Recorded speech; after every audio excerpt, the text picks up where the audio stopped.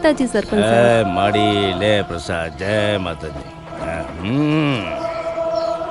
સરપંચ સાહેબ, બરાબર ચાલે છે ને કામ? સરપંચ સાહેબ, હું તું લે કેમ આમ હાફળો ફાફળો થઈને આવ્યો ગામમાં છે? કોક બહેન આયા છે, બધાને મળવા આયા છે. હા આ તો આવા દે. લાગે છે તમને મળવા આવશે. આ તો ભલે ના આવે. આ સરપંચનું પદ જ એવું છે ભાઈ. ભલ ભલાએ એમને મળવા આયા આવવું પડે. હા હા ગામના ફોટા પાડે છે, લાગે છે તમારે પાડશે. હા ફોટા પાડે છે? હા, ગામના ફોટા પાડે છે? આ ગામનો સેલિબ્રિટી તો હું છું. મારા ફોટા પાડે ત્યાં સુધી તો બરાબર છે, પણ આ ગામના ફોટા પાડે ઈનો પો. હા હાલ ક્યાં છે બતાવો મને. હા તમે અંધાય આવો. હાલો હાલ. હા હાલો.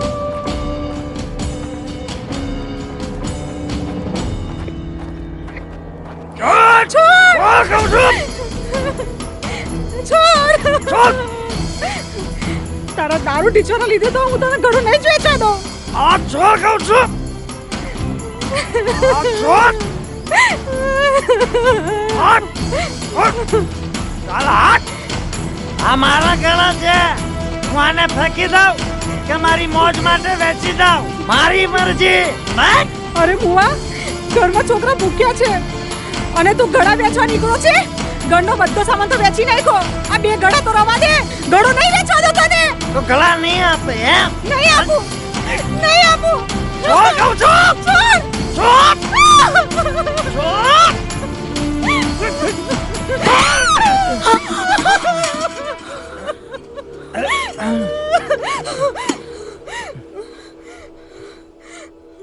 મારા ટુકડા પર જીવે છે ને પાછી મારી સામું બોલે છે. નલાયક. ખબરદાર જો આજ પછી મને બીજી વખત રોક્યો છે તો.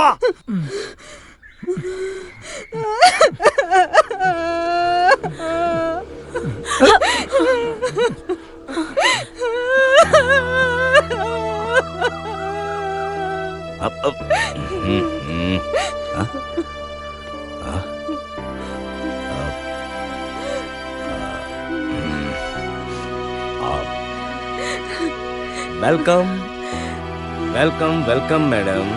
આ રતનપુર ગામમાં તમારું સ્વાગત છે. અરે જોઈ શું રહ્યા છો? મેડમ માટે કોઈ ખુરશી બુરશી લાવો. ના સરપંચ સાહેબ, નમસ્કાર. હું કાવ્યા મેડમ, તમારે તમારી ઓળખાણ આપવાની કોઈ જરૂર નથી. તમારા અને તમારા મિશન વિશેની તમામ માહિતી અગાઉથી અમે લોકોએ મેળવી લીધી છે. અને હા, તો સૌભાગ્ય છે અમારા ગામના અને ગામવાળા લોકોના કે તમે અહીં પધાર્યા છો. એકબીજાને મદદરૂપ થવું એ જ તો માનવતા છે ને, હે ને સરપંચ સાહેબ? વાહ વાહ કેવું પડે. તમારા જેવા માનવંતા મહેમાનોના મોઢે આ માનવતાની વાત કેટલી મીઠી લાગે છે. વાહ, આ મીઠી પરથી યાદ આવ્યું. એક કામ કરીએ, ચાલો આપણે ઓફિસમાં જઈને બેસીએ, એક સરસ મજાની મીઠી ચાય પીએ અને ત્યારબાદ તમારા મિશન વિશેની તમામ માહિતીની ચર્ચા કરીએ. હા ચાલો. ચર્ચા અને વાતો તો થતી રહેશે સરપંચ સાહેબ. આ જરા એમનું દુઃખ સમજીએ પહેલા. આપ ના ના ના ના ના મેડમ ના. એની કોઈ જ જરૂર નથી. અરે આપ હજી હમણાં જ આવ્યા છો. આપ બેસો ને નિરાતે. હા, જસ્ટ કામ ડાઉન, રિલેક્સ. અરે હવે આ લોકો વિશે શી ચર્ચા કરવી? હવે આ લોકોનું જીવન અલગ છે મેડમ. આ લોકોનો રસ્તો જુદો છે. જી હા, આ દુનિયા બહુ વિશાળ છે મેડમ, અને આ બધું આ દુનિયામાં ચાલ્યા કરશે. અરે આ તો પ્રકૃતિનો નિયમ છે. આટલા બધા ટેન્શનો આપણે શું કામ લેવાના? એમનું ટેન્શન એ લેશે. હા ચાલો ચાલો ચાલો. ને ભાઈ તમે લોકો એ ઉભો પર શું કરો છો? અહીંયા કઈ ભજન મંડળી ચાલે છે નહીં ને? તો શેના માટે ભેગા થયા છો? જાઓ અંધાનું કામ કરો. જાઓ જાઓ જાઓ જાઓ.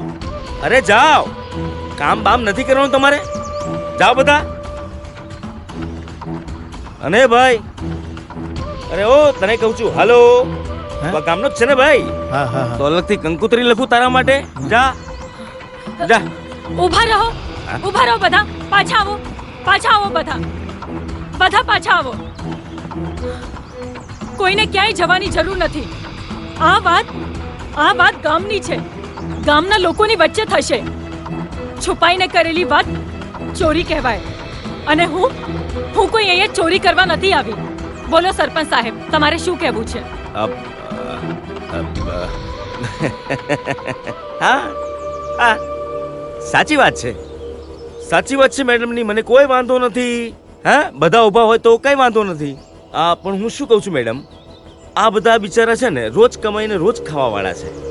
તો શું છે કે એમને કામ ધંધો કરવો હોય કે નહીં? એમને જવા દો એમને. હા, તમે જરા સાઈડમાં આવો ને, તમારી સાથે અંગત વાત કરવી છે, પ્લીઝ. મેડમ, આ ગામમાં મારી આબરૂ છે, મારી શાખ છે, અને મારી આબરૂના, મારી ઇજ્જતના ફાલુદા ન કરો તો સારું. તમને જે જોઈએ છે મળી જશે. બોલો, કેટલા જોઈએ છે? કેટલા આપશો? 1 લાખ. 2 લાખ?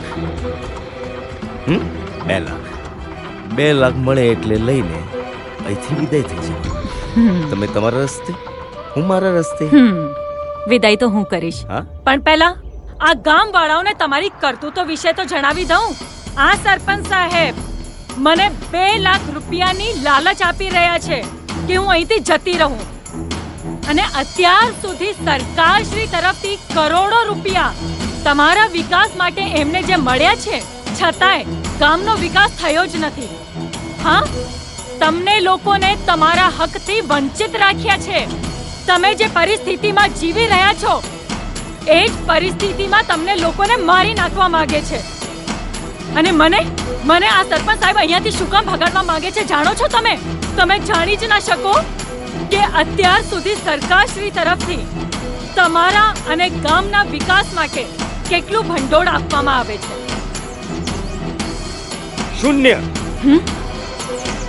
શૂન્ય ભંડોળ મળ્યું છે આ ગામના વિકાસ માટે. મેડમ, આપને ખબર નથી, આ ગામમાં આ વિકાસ માટે ભંડોળ લાવવા માટે મેં કેટલા ધક્કા ખાધા છે, કેટલા ચપ્પલો ઘસી નાખ્યા છે, પણ સરકાર તરફથી આ ગામના વિકાસ માટે બિલકુલ ભંડોળ મળ્યું નથી. શૂન્ય. અને મેડમ, આ લોકો જે કંઈ પણ આજે સુવિધા ભોગવી રહ્યા છે ને, એ તમામ સુવિધા મેં મારા ખર્ચે કરી છે.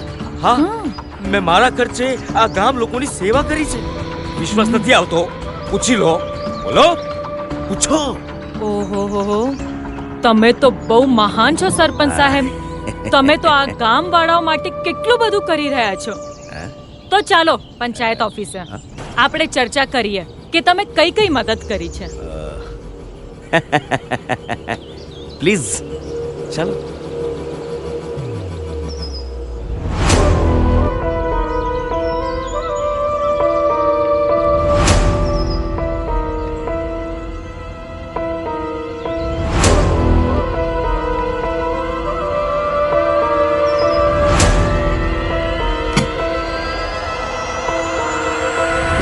આ તો પાછલા 10 વર્ષનો હિસાબ છે.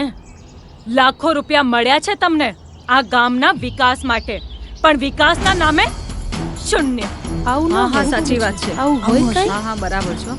જુઓ સરપંચ સાહેબ, આ વાત ઉપર સુધી પહોંચશે કે તમે સરકારી ફંડનો ઉપયોગ આ ગામના વિકાસ માટે નહીં, પણ પોતાના ઘરની તિજોરી ભરવા માટે કર્યો છે.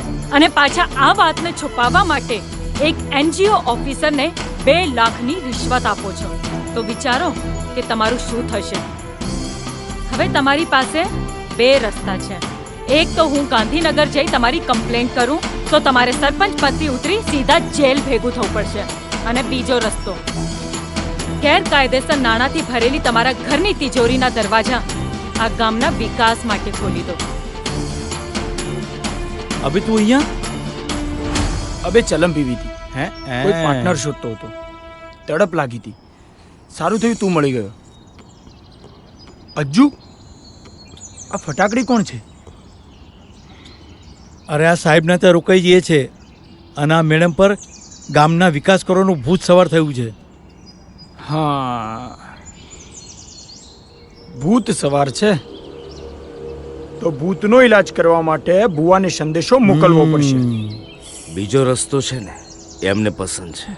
સમજદાર છો. હા, તો હવે હસતા મોઢે ગામવાળાઓને બતાવી દો કે તમે ગામના વિકાસ માટે શું શું કરવા જઈ રહ્યા છો.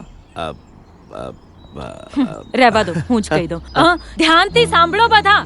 અમારા સરપંચ સાહેબે નક્કી કર્યું છે કે ગામના વિકાસ માટે ઘેર ઘેર સંડાસ બનાવશે, ગામના બાળકોના ભણતર માટે સ્કૂલ બનાવશે અને બાળકોના શારીરિક વિકાસ માટે મધ્યાહન ભોજનની વ્યવસ્થા પણ કરવામાં આવશે અને ગામની દીકરીઓને સરકારશ્રીની યોજનાનો લાભ પણ આપવામાં આવશે. જો તો કેમેરામાં તારા મેડમ રસગુલ્લા જેવા લાગે છે. હા યારો, હિરોઈન જેવા જ લાગે છે. લે પકડ. શું થયું પૈસાનું? અરે હા શામજીભાઈ, અરે શાંતિ રાખો ને બાપા, તમારા પૈસા હું આપી દઈશ યાર, નહીં ભાગી ભાગવા જાઓ. પણ નહીં દો તને. શાંતિ રાખો ઠીક છે, તમે. ચાલ વ્યવસ્થા કર. આ બધા જ કામ સરપંચ શ્રી કાલથી શરૂ કરી દેશે. ચાલો ચાલો, આપણે સૌ મળીને સરપંચ શ્રીને તાળીઓથી વધાવીએ.